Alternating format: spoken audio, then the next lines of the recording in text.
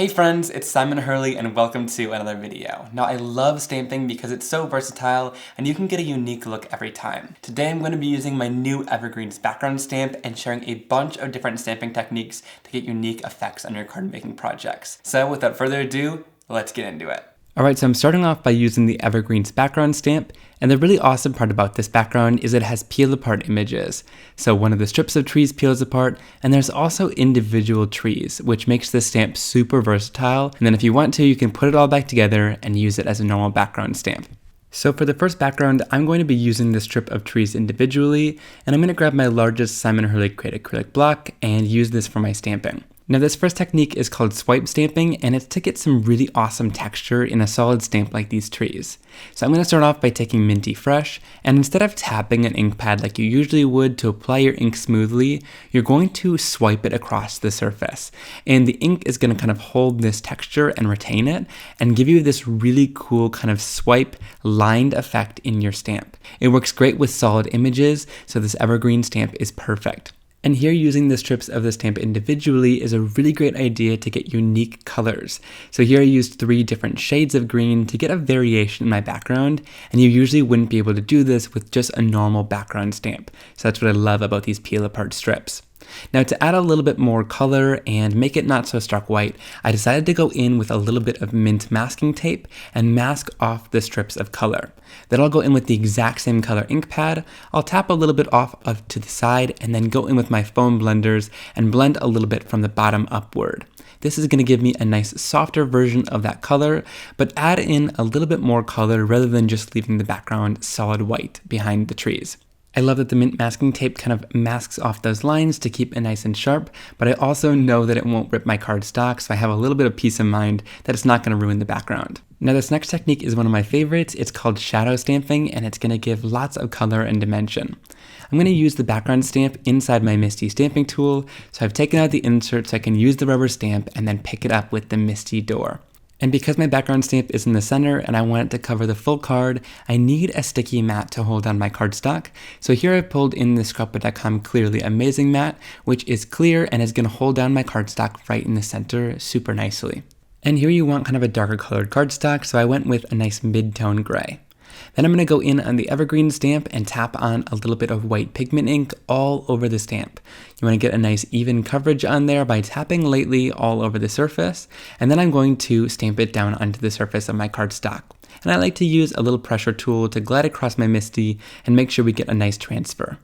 There we have our first transfer of that white pigment ink, and white pigment ink is a little bit messy. So I decided to go in, spray the stamp down with water, and then clean it off with a paper towel. And you want to make sure that all that white pigment ink is off the surface, because otherwise it could contaminate your dye ink pads.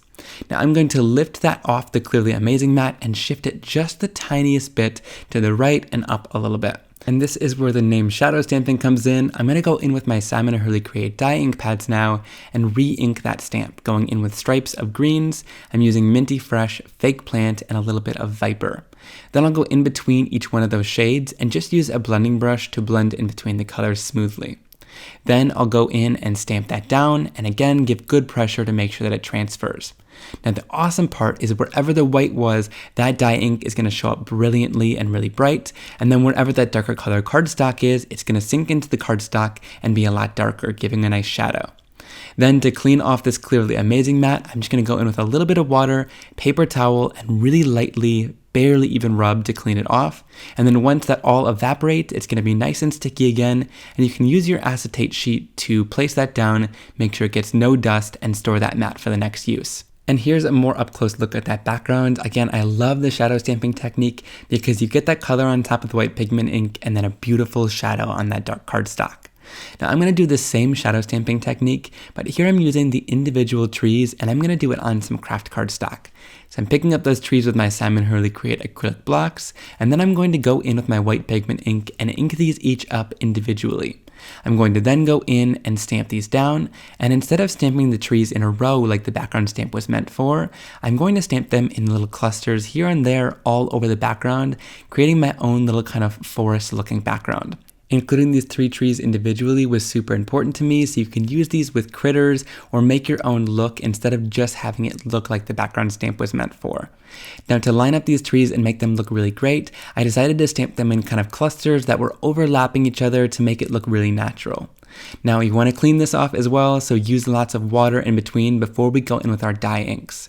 So once I've given that pigment ink a little bit of time to dry, I'm going to go in with the different shades of green again and stamp on top of the images. But when I'm stamping, you want to kind of line up the image as best as possible and then shift it a little bit to either the left or the right so you get a lot of it on that white pigment ink and you get that beautiful color, but then you also get that offset shadow look where it sinks into that darker colored cardstock. Now these are rubber stamps, so they're not super easy to see through like a clear stamp would be, but I just line it up as best as possible and then shift just the slightest bit. And it doesn't need to be perfect at all. It gives a really great graphic and kind of cartoony look. And you can see that I wasn't perfect, but it creates a beautiful background in the end. I again love that shadow look, whether you do it in your MISTI stamping tool or you do them individually. Now this next technique is starting off by using a little bit of tone-on-tone stamping. Here I'm using a little bit of fake plant ink, which is a nice dark green, and then I'm going to take kind of a mid-tone green cardstock color and lay that right on top. But here I'm shifting the cardstock a little bit so the trees are at a bit of an angle, and it's just another great way to get a little bit more variation out of the background stamp. So once I've stamped that down, there is that finished background. I love that look, but if I want to step it up a little bit, I'm going to go in with some Lunar paste and do some metallic stamping using this. So I'm going to go in with the tools and spread out a little bit onto a plastic surface. Here I'm just using the scraper tool as kind of a palette. And then I'll take a domed foam blending tool, dip a little bit of that into the Lunar paste, and then tap it right onto my stamp. Then I can go in and do that almost shadow stamping technique where we line it up and then shift it just a tiny bit and stamp down using the slippery and wet gold Lunar paste. I love the look of this on top of the colored cardstock, and it's a really great way to step up my background and give it a little bit of shine and more of a focal point look to the tone-on-tone stamping that we did.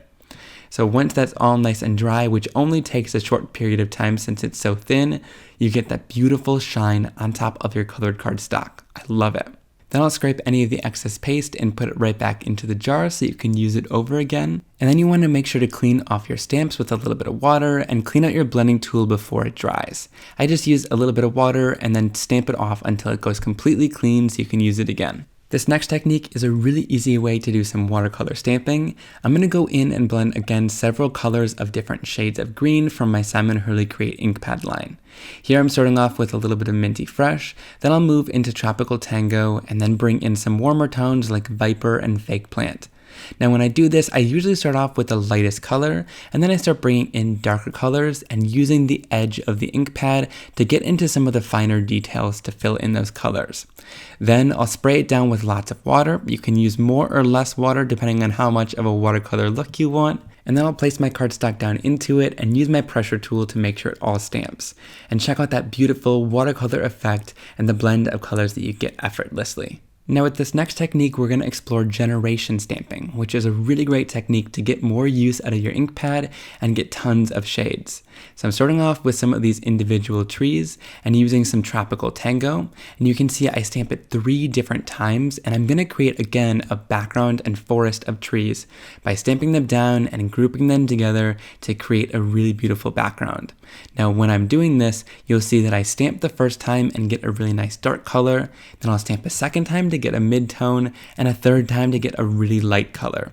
And to continue the background, I did it with the different shapes of trees and different shades of green, so I went in with Viper and Fake Plant to fill in the whole background. And this is a great way to get a bunch of different varying shades of a color and a lot of different colors in your background. You should also keep this in mind: if you want a much lighter color of an ink pad that you don't have, you could always stamp it off to the side to get a much lighter color on your project and more of a pastel look. You can also use this if you're doing layering stamps and use one ink pad to get a bunch of different shades and layers from it. Check this out. I love the depth and dimension that all the different shades give. Now let's finish off some of these backgrounds. I'm starting off by using the Polar Penguin stamp set. I love this new set because it's got a bunch of great images to use with these backgrounds. I'm starting off with the two penguins sledding, and I'm going to stamp that down using some VersaFine Clear Nocturne ink, which is a great ink because you can throw over a layer of clear heat embossing powder and heat set that until it's clear and shiny. And when I'm watercoloring, that's going to act as a great barrier to hold in my colors. Now I'm going to go in with my ink pads and create a nice palette of color onto my craft sheet, and then I can lift these up and use them to watercolor. So I'm going to start off with my watercoloring by going in with just a layer of water. This is going to get my cardstock ready and make sure that my color has time to blend on the surface rather than sinking right into the dry cardstock. Then I'm going to create a nice light wash of color for the first layer, and then I'll go in with that same color but less water and pull it in to do some shading. So here I used the Shady ink pad, which is a nice dark gray. I did the light wash and then I added some shading underneath its wings and give it a little bit of depth and dimension. I did the same thing with all the rest of the images by starting off with a layer of water and then going in with the lightest version of the color and then using less water to go in and add shading. Here I did the scarf in a little bit of fake plant and the hat in some bee sting, and it's a really simple technique, but you get lots of depth and dimension using those ink pads. Now then I'm going to go in with a little bit of Lunar paste, and here I'm using the Wendy Vecchi Make Art Stylus, and I'm going to go in and just tap in some of that Lunar paste. On his hat I did some polka dots by using the stylus, and on the scarf I added some little stripes. And this is a great way to just go in and add a little bit of color and shine on top of your image. I love the little bit of interest that it adds onto the image just using the Lunar paste and stylus, or you can use a paintbrush to add the Lunar paste onto your surface. Then I'll go in and fussy cut those out, and then I'll add it down onto the swipe stamping card. I thought it fit perfectly with those angled rows of trees. For the sentiment, I brought back in the Polar Penguin stamp set, and I'm going to use the sentiment that says dashing through the snow. I decided to line this up underneath the sled and do this inside my MISTI. In case I messed up, then I could double stamp it, but I stamped it just in some black archival to finish it off, and I love how this one turned out.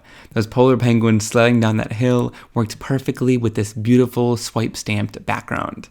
For this next card, I also used the Polar Penguin stamp set, and for this one, I used the little penguin holding the banner. I thought this was so cute, and I stamped down the Merry right inside the banner and Christmas right below him to finish off the sentiment as well. Again, I clear heat embossed this to hold inside the watercolor and heated it until it was clear and shiny. Then I went in with an oval die and cut this guy out so I can use him right on the center of my card. I love using an oval because it adds just a little bit more interest than just cutting it out on a rectangle, and there it is all nice and cut out. So once that's all complete, I went in and watercolored this really simply as well. I'm not going to go in too much detail on this, but again, I used the shady color to add some nice shading to him, and then went in with a little bit of yellow on his stomach to add some brightness and color to it. Then I popped this up in the center of one of my shadow stamped backgrounds, and I love how this turned out. The background gives a nice amount of texture and color, and the penguin just finishes it off adorably in the center. Alright, for the next card, I'm going to go in and use a little bit of Gur ink right on the edge of this shadow stamped background. I love the craft cardstock, and I thought just adding a little bit of darkness around the edge would draw your eye nicely to the center and add a little bit of depth to the background. Then I'm going to go in and use one of the handwritten Christmas sentiments. I'm using the one that says Merry Christmas and stamping it down in a little bit of Game Over ink. And I'll use a little bit of clear heat embossing powder to add on top to kind of intensify the color with that really beautiful clear shine. I cut out the sentiment and added it to the center, and that finishes off the card really beautifully and simply. I love the little forest of trees, and that shadow stamping on the craft cardstock is just beautiful. Alright, now for the next card, I wanted something simple to finish it off again as a focal point, so I went into the handwritten Christmas sentiments, which are nice and bold and work to finish off these cards. So I'm going to go in with the sentiment that says Silent Night, Holy Night, and I'm going to stamp this onto some black cardstock using my anti-static powder tool and some Versamark ink so I can do some heat embossing. I'll throw over a layer of white heat embossing powder, tap off the excess, and then heat set it until it's nice and really bright white. I love the contrast that a nice white heat embossed sentiment on dark colored cardstocks give. Then I'll go in and fussy cut that right around the edge of the sentiment, and I like to do this rather than just leave it on a rectangle so that it shows more of the background and gives a beautiful finished effect. I love this card with the tone-on-tone stamping and the lunar paste on top. I find it just shines and gives a bold look. Now for this last panel with the generational stamping, I'm going to go in with a paper trimmer and cut this at an angle so I can use it on 2 different cards. And I also find that the angled look gives kind of a nice interest to the card. Now I'm going to go in with a fake plant on the edge and just add a little bit of ink to kind of draw your eye to the center, and again add a little bit of depth and dimension. Then I can add this down onto my card, and you can make 2 cards with that one background now. Then for the sentiment, I went in with another handwritten Christmas sentiment, and I'm going to stamp it down that says "Sending Good Tidings" on some red cardstock using Versamark ink, and I'll go in and white heat emboss that again. I'll heat set it till it turns nice and bright white, and then I can cut that out and add it right down onto the card, right in the center where the card splits. I love this look, and again, that generational stamping just gives tons of variation and a lot of depth with each different color, even though you don't have to use tons of inks. Alright guys, I hope you really enjoyed that video. Leave me a comment down below letting me know which stamping technique was your favorite. Also down below in the description box is a full supplies list with links, and those links help support me, so I really appreciate you using them. Thank you so much for stopping by, and I'll see you soon for another card making and crafting video. Have a great day. Bye!